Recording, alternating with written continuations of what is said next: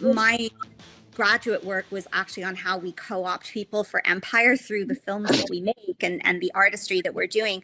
But some of that, something that I came across that literally was like a pit in my stomach because of lived experience. I was reading this article, and there was a project that started happening in the late 70s, early 80s about developing rendering software for remote warfare technology for robots and drones to be able to understand the space that they're working in and render it at a very high speed so that they can understand if a surface is slippery or not, or what, like particle effects in the wind or air, or depending on different climates. So this was a whole program that they were doing for what we're witnessing now in Gaza.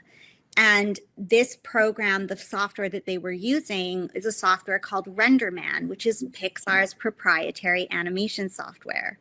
And they found that if they got artists involved, they could develop the software a lot faster because we would bring up challenges through creating these worlds and these ideas, and it accelerated the software. I think it was something like 350% accelerate. Don't quote me on that. Read Tanner's like article, because he's actually done like all the sourcing on this.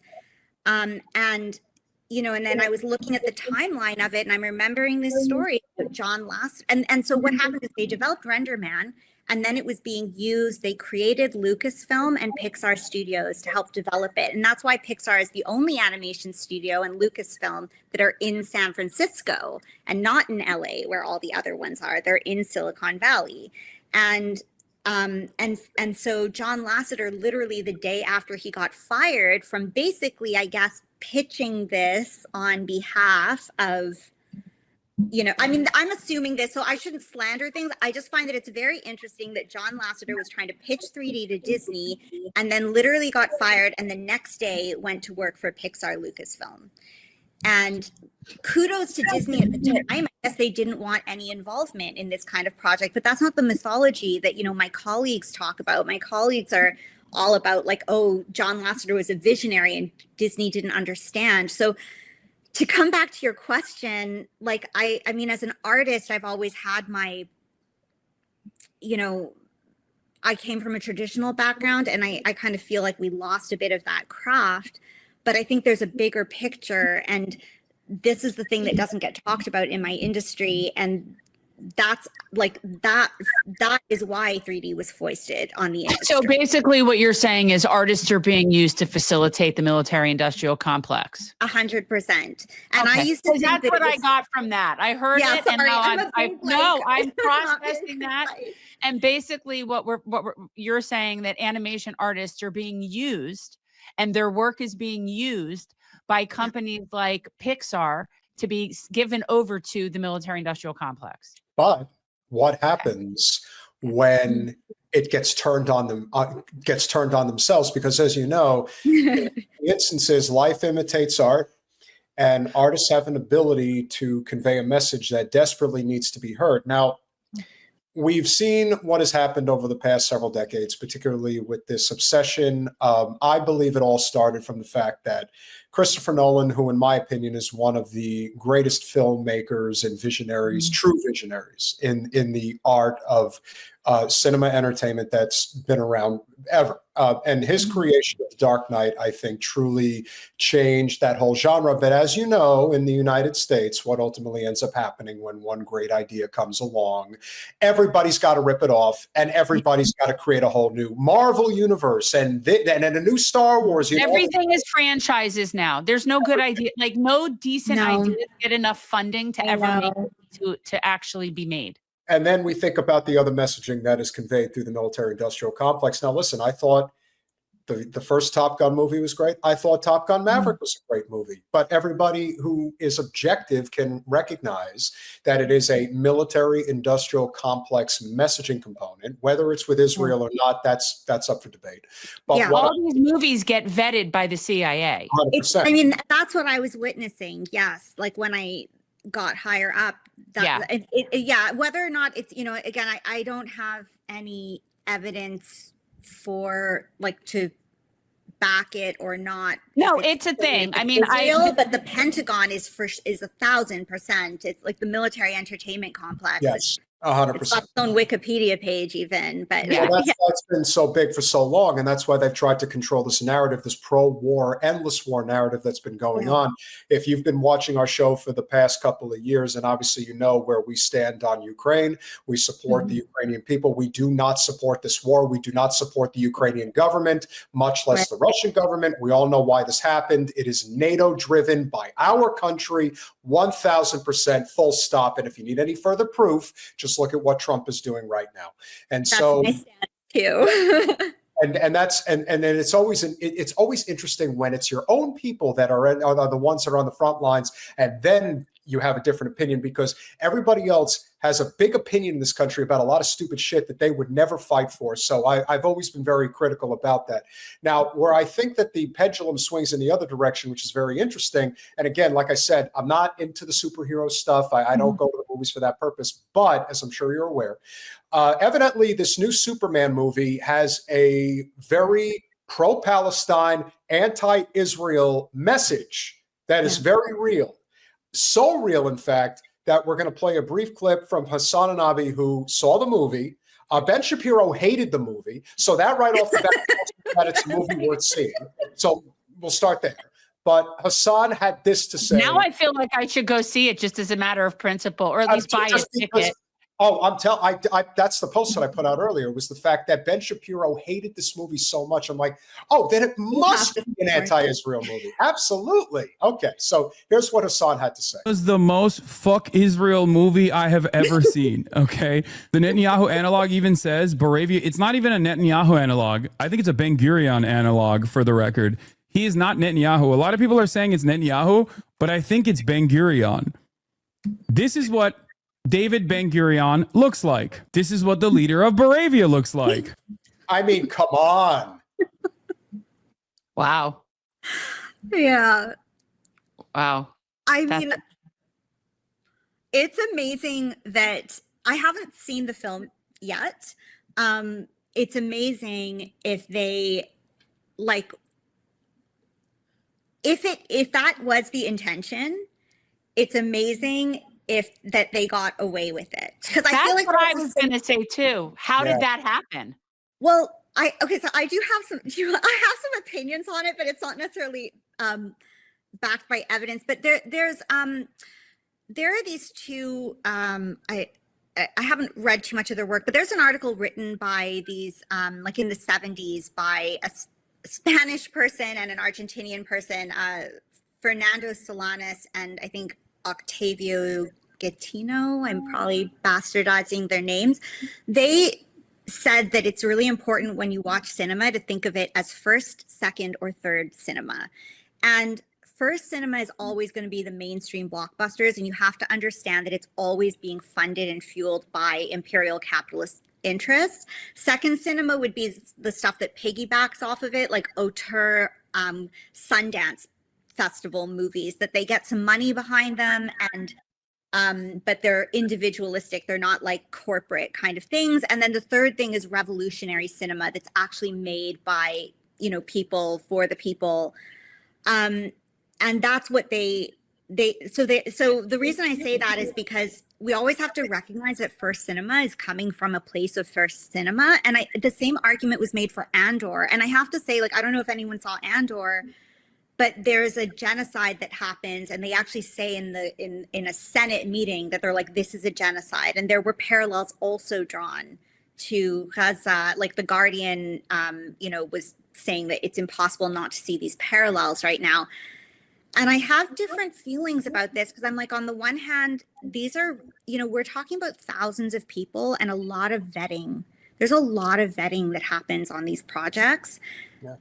And so how did it happen? Exactly. It's so hard to get that by. And I honestly think, because where I'm really fascinated as an artist, I mean, I don't want to be a military watchdog. A lot of my research went into this, but I'm interested in, how I think what I think upsets me is that, there's a bit of a liberalism or a narcissism among all of us in our industry. And I sort of have to reflect on how I've participated in that as well. There's that idea that you want to be part of these projects and you care about your credits and you want to tell great stories, but we're really good propagandists.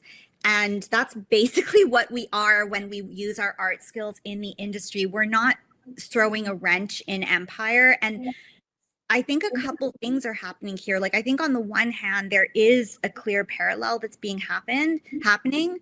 But I also think that there's a co-opting that's going on. Like, they're aware that this is a conversation that's happening. And the other thing is that a big part of what, you know, these films do is that they normalize violence, right? Like, they normalize you getting used to seeing scenes of genocide or violence and sort of accepting that.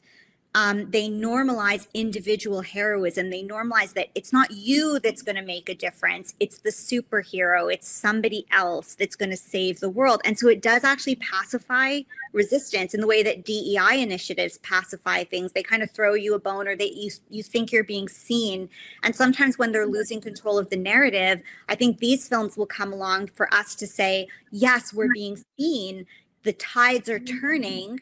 And then what we end up doing instead of resisting is paying money, more money that's going to get funneled out of the public sector into the private sector through these films.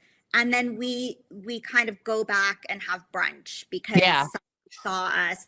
And so I almost feel like, I suspect more that what's happening in these films is that they're actually trying to pacify us and make us feel like they're hearing and seeing our grievances, than that they actually are like F you to the system. That's a good No, point. I think that's a really good point, because really, if you think about it, then otherwise, right, how would that make it through? Mm-hmm. Yeah. And on top of that, that's what I also thought about the final Mission Impossible movie. If you saw the Mission Impossible Final Reckoning, there is no question that there is an anti-World War III message that is conveyed very deliberately in that film. Mm-hmm. And that, of course, is also the benefit of somebody like Tom Cruise, who at the end of the day has the type of power where he could basically say, fuck you to the studio, this is going in the movie. Mm-hmm. And so I thought that message was very powerful and very effective, because they didn't hide the fact that they were highlighting all of these so-called countries about to launch nuclear weapons, and Israel was one of those countries. Oh, I hadn't seen it, but that's actually amazing that got put in there. No, it's definitely a movie that's, again, it's not the best Mission Impossible. There are several of them that I thought were excellent and very well done. This one has a very unique, I would say, trajectory in that there's three parts of any given major film. There's the beginning, there's the middle, and the end. The middle is the strongest part of the whole movie. But what I found very interesting is that they were not subtle about it. They were very direct about the fact that we are in a bad way as a nation, and our support, whether it is, and now again, there was some anti-Russian propaganda in the movie, to be fair, which is not surprising. It's been going on forever. But there was a direct shot at Israel, and they're, like launching nuclear weapons. So I thought that was very important.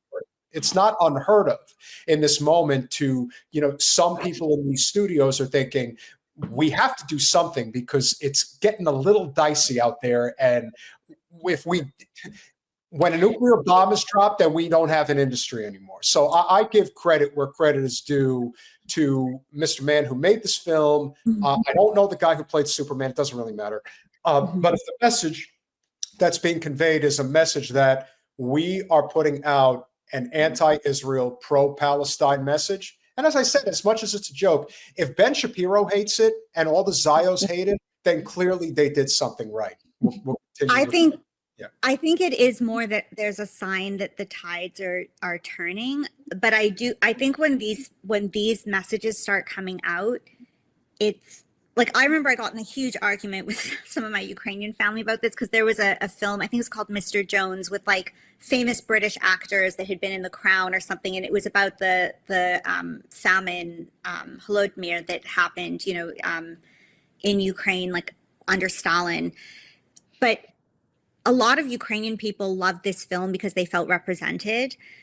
but to me, I felt like they were getting ready to throw Ukrainians under the bus, because like when this whole thing backfires, which it will, they would need to have the security systems in effect to, you know, throw these people under the bus. And I'm wondering if this is also something like that for Israel, you know, to sort of start that. Like, I don't think, I know that's really pessimistic of me to say that, but No. I think like the thing is that something that I didn't realize, and now that I've, you know, I mean, I would really argue, I know that it's not necessarily the case, like, I mean, that's how all these corporations work, is that it's so hard to trace who owns anything anymore. But I would argue more that the entertainment industry is a branch of the military complex than it's an independent entity that sometimes works alongside the entertainment complex. Yep. All right, let's continue.